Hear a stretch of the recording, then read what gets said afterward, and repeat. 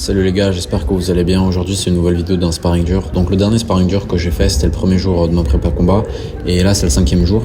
Donc le contexte c'est que c'est mon 4e entraînement de la journée forcément MDR et du coup j'étais pas mort.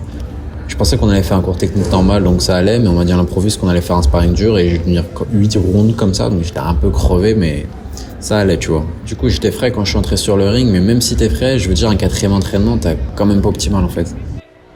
D'ailleurs les gars, j'en profite pour vous dire que maintenant je fais des vidéos sur TikTok. Du coup, si vous voulez me suivre dessus, venez. C'est plus du contenu orienté lifestyle et de comment est-ce que je voyage ici en Thaïlande et au Cambodge actuellement. Je commence par le premier round et en fait, ce qu'on devait faire, c'est qu'on devait juste utiliser notre bras avant.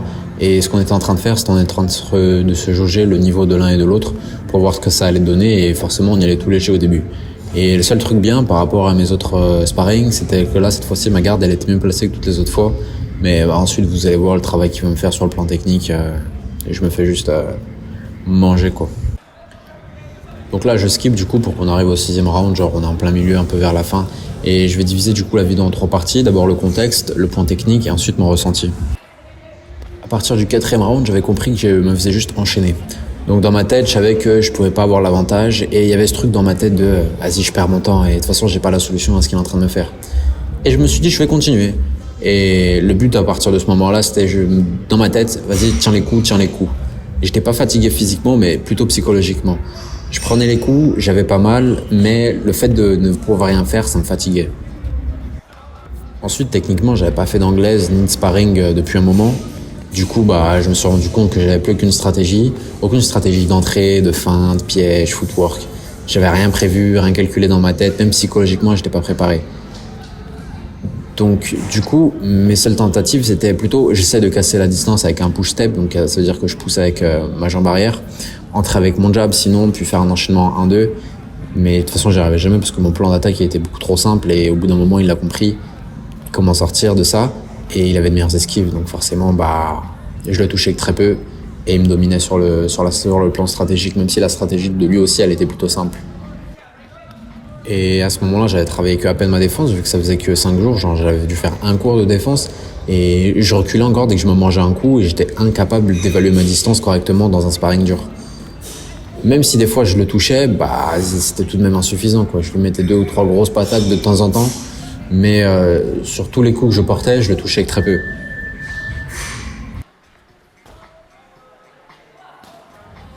Et encore une fois, j'avais pas du tout peur des coups. Et on peut le voir, je continue d'avancer. Genre, je baisse la garde, j'avance, j'en ai rien à faire. Au moins qu'il voit qu'il a beau me frapper, ça me faisait pas mal.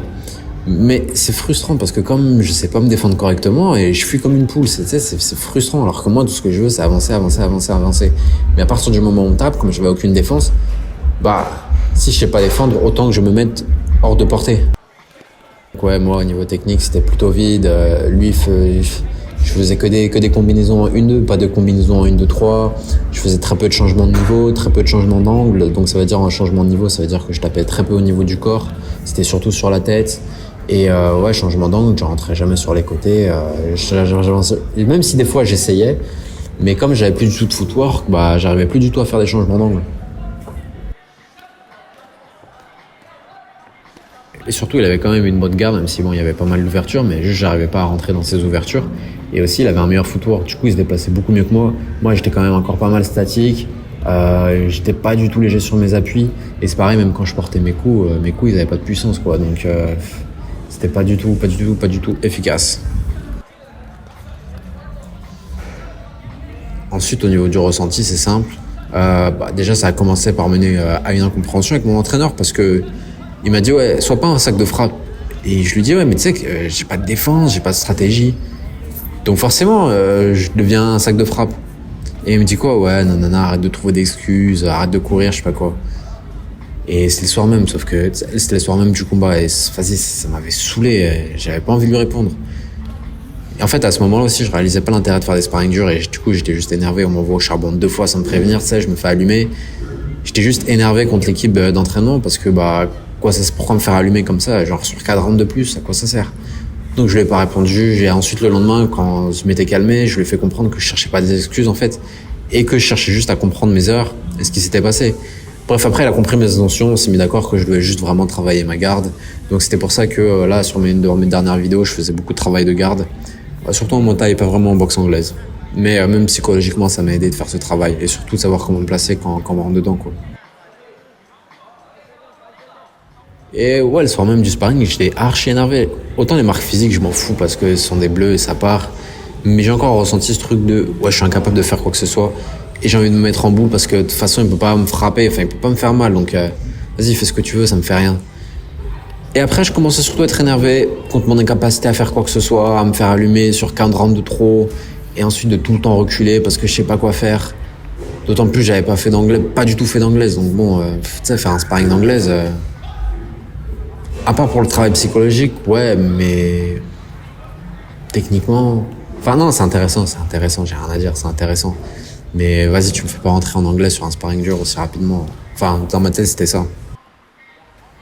Ouais, du coup, le soir même, j'avais la rage, ça me saoulait de venir m'entraîner. Pendant une dizaine de jours qui avaient suivi, je voulais devenir que meilleur que lui, ça, c'était sûr et certain, mais même là, ouais, je vais encore être meilleur que lui, ça bouge. En revanche, le lendemain, j'ai commencé à être énervé contre lui, tu vois. Enfin, même le soir même, j'étais énervé contre lui, à avoir la rage contre lui. Et là, je me suis dit que c'était mauvais et que j'étais en train de franchir une ligne, de ne pas franchir. Donc, le surlendemain, mentalement, j'étais mieux et vas-y, je l'en voulais plus du tout, tu vois. Enfin, c'est pas, je l'en voulais pas, mais vas-y, j'avais pas la rage contre lui, j'avais plus la rage contre lui. C'est pas bon, ce genre d'émotion. Et là, j'ai encore réalisé la fatigue liée à la peur psychologique. J'ai encore réalisé que j'avais du mal à m'exprimer sur le ring aussi. Et c'est à ce moment-là que j'ai réalisé qu'il y avait un problème avec mon état d'esprit surtout. Alors j'ai beau avoir un excellent état d'esprit en général, le seul problème c'est que c'est pas du tout adapté à la boxe. Et comme je vous l'ai dit, j'ai envie de grandir avec cette expérience, je grandis avec cette expérience de faire de la boxe et j'ai commencé à lire pour comprendre ce qui se passe. Donc autant vous dire que je suis impatient de remonter sur la ring les gars, après avoir fait un travail sur moi-même et pour que je vous partage le travail et que je vous explique aussi le travail que j'ai fait sur moi-même. Et un dernier truc, c'est que genre, moi, quand je vous partage tout mon ressenti, c'est que mes entraîneurs, ils m'en ont absolument pas parlé, genre, comment est-ce que tu te sentais, etc., etc.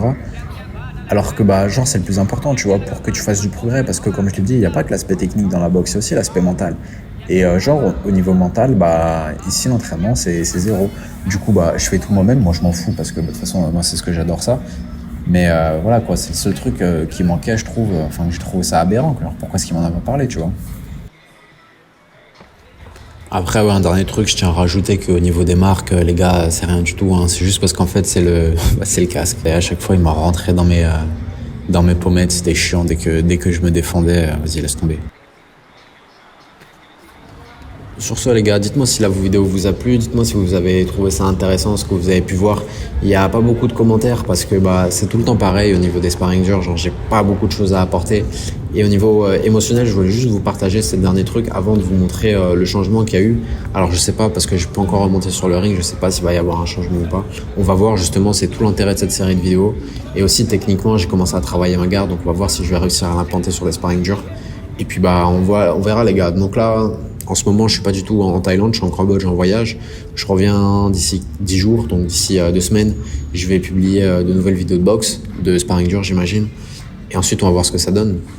Donc moi, mon espoir, c'est que, enfin c'est pas mon espoir, c'est ma volonté, c'est que que j'arrive à maîtriser cette peur et que j'arrive à rentrer en défense. Et dès que le mec il m'attaque, à aller contre lui et pas reculer.